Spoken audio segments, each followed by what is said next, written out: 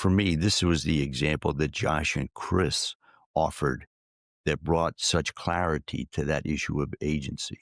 Because Chris, as a worker with youth, has something to offer to those youth. So one of the ways of looking at that, the traditional way would be then that the agency should be Chris's and she should determine what the kids should do. But in fact, they reversed that.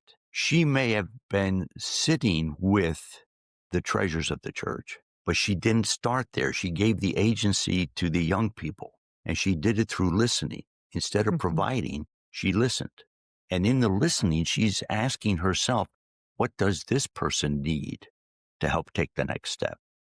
So the tools and the gifts of the church are still there intact, but instead of saying, you got to do it this way, you know, that was a key part of this notion of giving agency away.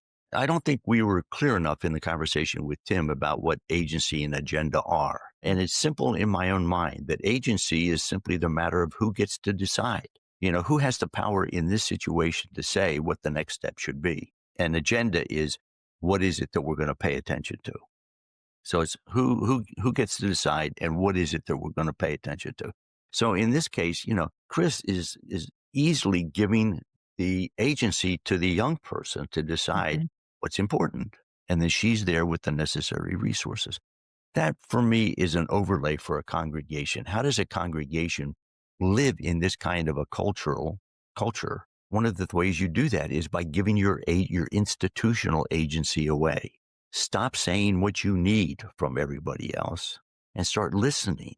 And once you listen, then you can say, who are we and what do we know that we can bring to that conversation? And now we're back in ministry.